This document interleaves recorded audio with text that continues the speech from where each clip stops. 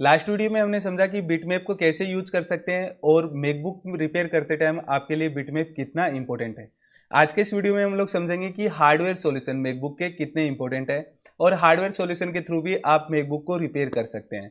तो यहाँ से आपको ओपन करना है मैकबुक वाला ऑप्शन और यहाँ से आप देखेंगे तो सारे मॉडल यहाँ पर आपको शो कर रहे हैं। आपको जो भी मॉडल ओपन करना हो वो मॉडल यहाँ से ओपन कर सकते हैं। इसके बाद में यहाँ पर देखेंगे हार्डवेयर सॉल्यूशन है।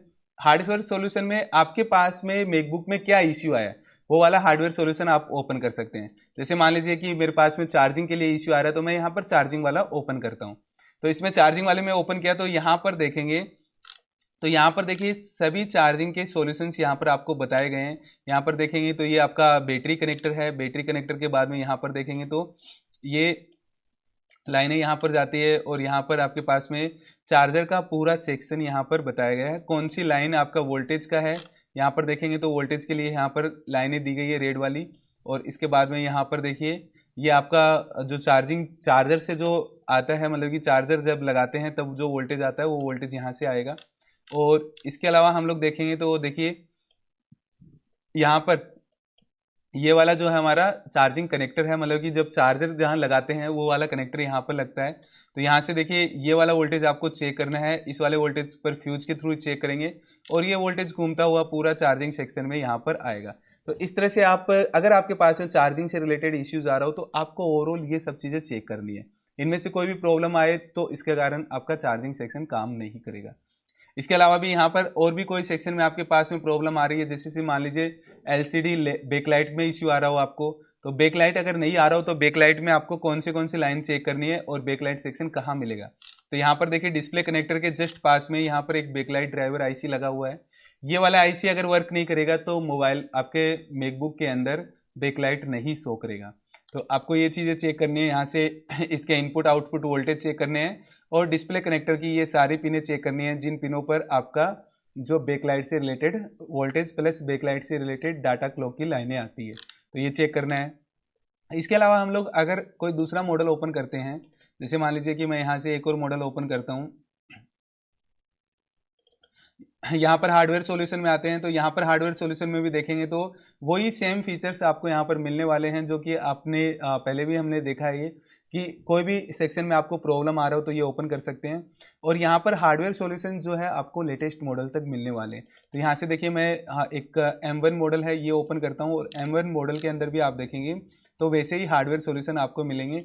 पावर सिलेक्शन देखना आपको या फिर एलसीडी बैकलाइट देखना है या फिर आपके पास में एसपीआई डाटा टच पैड के लिए कुछ लाइनें देखनी है, तो जो भी प्रॉब्लम आपके पास आ रहा हो तो आपको सिंपल ये हार्डवेयर सॉल्यूशन के थ्रू भी काम कर सकते हैं।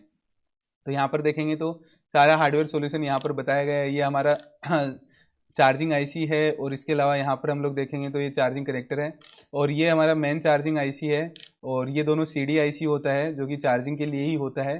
तो ये सीडी आईसी है और इसके बाद में यहाँ पर हम लोग देखेंगे तो यहाँ पर हमारे पास में मॉसफेट लगे हुए हैं और इन मॉसफेट से होता हुआ वोल्टेज आपका चार्जिंग सेक्शन में आता है और चार्जिंग के बाद में आगे जो भी आगे पूरे मदरबोर्ड के अंदर जहाँ जहाँ जाता है मैकबुक के अंदर वो पूरे मदरबोर्ड के अंदर जाएगा। तो इस तरह से आपके पास में अगर चार्जिंग से रिलेटेड इश्यूज आ रहा हो तो आप ये ओपन कर सकते हैं। और हार्डवेयर सॉल्यूशन मैंने बताया आपको मोस्टली सारे मैकबुक के यहाँ पर हार्डवेयर सॉल्यूशन दिए हुए हैं। तो अगर आपके पास में मैकबुक रिपेयर के लिए आता है और आपको नहीं आइडिया है कि मैकबुक में क्या करना चाहिए, आप मोबाइल रिपेयर कर रहे हैं बट मैकबुक का कोई भी आइडिया नहीं है आपको, तो आप हार्डवेयर सॉल्यूशन ओपन कर यहाँ से हार्डवेयर सॉल्यूशन के थ्रू भी रिपेयर कर सकते हैं। जैसे जैसे मोबाइल में रिपेयर करते हैं लाइक वैसे ही आपको रिपेयर करना है, वही सब कंपोनेंट मिलते हैं तो आप मैकबुक भी रिपेयर कर सकते हैं। और मैकबुक में आपको ये अच्छा फीचर्स यहाँ पर दिया गया है, हालांकि और दूसरे कोई भी सॉफ्टवेयर में आपको ये देखने को नहीं मिलता हार्डवेयर सॉल्यूशन जो कि आपका मैकबुक का यहाँ पर हार्डवेयर सॉल्यूशन देखने को मिलता है।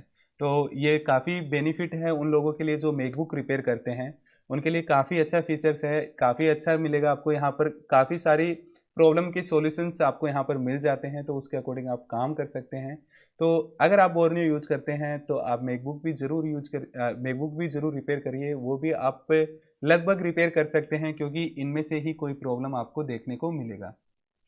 तो आज के इस वीडियो में हम लोगों ने समझा कि हार्डवेयर सॉल्यूशन मैकबुक का कितना इंपॉर्टेंट है और हार्डवेयर सॉल्यूशन के थ्रू अगर आपको मैकबुक रिपेयर नहीं करना आता फिर भी आप मैकबुक को रिपेयर कर सकते हैं अगर ये फीचर्स को आप यूज करते हैं। तो नेक्स्ट वीडियो में हम लोग समझेंगे कि मैकबुक का स्कीमेटिक आपको कहाँ से चेक करना है और मैकबुक के स्कीमेटिक में क्या क्या है जो कि आपको मिलता है, जिससे आप मैकबुक रिपेयर करते टाइम आपको जो प्रॉब्लम्स फेस करनी पड़ती है वो प्रॉब्लम्स आपको फेस नहीं करनी पड़े।